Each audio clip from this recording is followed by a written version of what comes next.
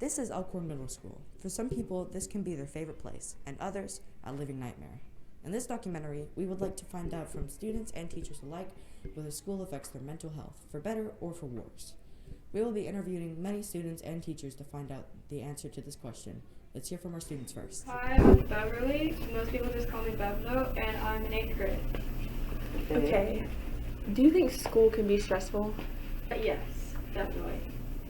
Have you ever had any problems with teachers?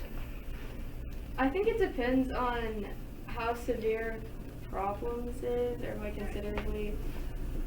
Yes and no. Again, I think it depends, but some teachers are more strict than others and kind of make you uncomfortable, or everyone has their own opinions. Like some teachers just aren't that great at teaching, and others they're just amazing, honestly. How would you rate your mental health on a scale of 1 to 10? At the moment, probably close to like a 3 or 4. Is this higher or lower than how it has been in the past? Lower, most definitely. Do you ever wish that we could go back to like virtual school? Sometimes yes, but I think the overall answer is no, because virtual school, as much as I liked being at home, I think that's the biggest part I miss is like being at home with my cats, and cause my cats are great, but I like being at home because it's my personal space, but also I didn't get stuff done because I had no motivation, and being in school, I get to see my friends, and it's just like that social interaction that you can't really get anywhere else. So, Do you feel safe at school? yes. Are there any times you have felt just extremely uncomfortable around people? Yes, I think everyone has their moments. Like a few months ago, I lost my aunt, and I just really didn't want to be at school because I was super uncomfortable with people. I didn't even make it like an hour into the school day before I was bawling on the floor. In a survey sent out to about 195 students, 35% of students said they would rate their mental health a 5 out of 10 or lower. This is an issue. Over a third of students would rate their mental health very poorly. We asked a middle schooler how their mental health is affected by school. My name is Xavier and I'm in 7th grade. Do you think all of your teachers really care about you? Yeah. Do you play sports? Yeah. So do you think sports and those after school activities help your mental health? Yeah, a little bit. But does it ever make it stressful? Yes. Have your after school activities ever affected your grades in school? Yeah, like when I'm tired from like the day before or the morning. It makes it hard to focus. Yeah. Do you think teachers are understanding of that? Yeah. How would you rate your mental health? Probably like a 7 or 8. Would you consider yourself doing better than you have done in the past? Yeah, because I used to not like play sports, and school was like easy. But now that I'm doing sports, it's like it gets rough sometimes. How was your mental health during virtual school? I'm pretty bad because it's kind of bad having to keep up with all that. Yes, students are important when it comes to mental health, but not many people understand the pressure of being an adult. I'm Jeff Rody. I'm the principal here at the mighty Elkhorn Middle School. Have you ever struggled with your own mental health? Honestly, I'm not just saying this, no.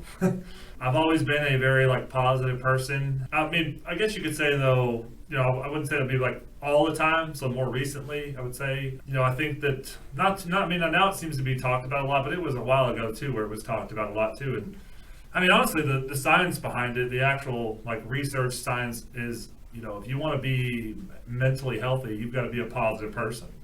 I used to not when I was a kid, every kid, gets to come to a free public education. We have this rare opportunity that is not afforded to every child around the world. It was highlighting how in many countries around the world, kids don't get to go to school, and they desperately want to, because that's freedom for them and where they're at. So, I think we have a cool opportunity. I mean, every day is different here. I get to see a lot of kids make breakthroughs, go be something different in their community or in their family that is pretty awesome to see, Would you consider your job hard? Challenging.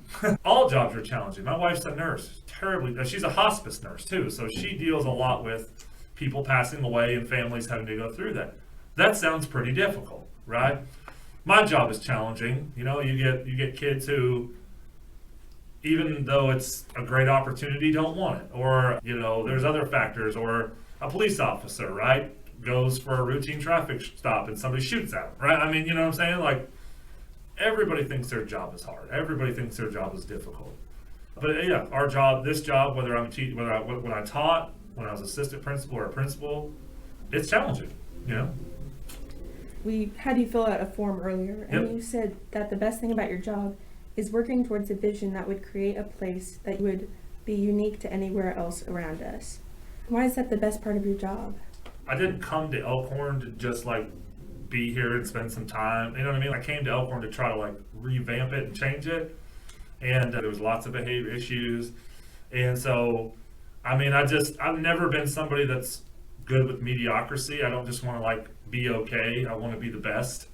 And so if my goal for Elkhorn Middle is to be uniquely better than everybody else, to be quite honest with you, because I believe the kids here are uniquely better than everybody else. Any advice for any of your students who might be struggling with their mental health? Again, I think it goes back to, the science behind it.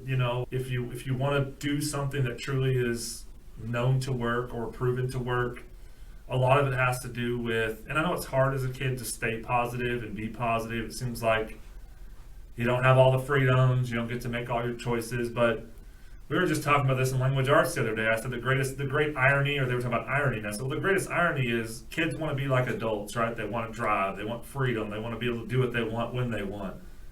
But all the adults want to be kids again, right? They want to go back to school where it was easy and their day was this. They could do schoolwork, they could go play, they could be in sports again.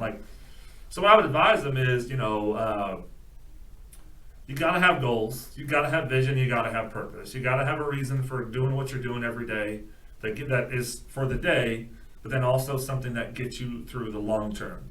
If you're in this school, you're in a better situation than probably 90% of the world population. So one, be grateful for what you have. Set those short and long-term goals and just think positively, and understand that if you're this perfect participation kind of person where you think everything has to go well for it to be going well, you're already setting yourself up for failure. Embrace the struggle, embrace it and know that there's going to be challenges. And I think you'll find that if you look for those struggles and challenges, opportunities, they're not so bad anymore. This is not forever. So be positive, use it to your advantage and to your gain so that you can make this a little bit easier. That's what I would say. Many adults can feel like they need to hold on their life together by themselves. They can feel lonely, but as an adult, don't want to ask for help.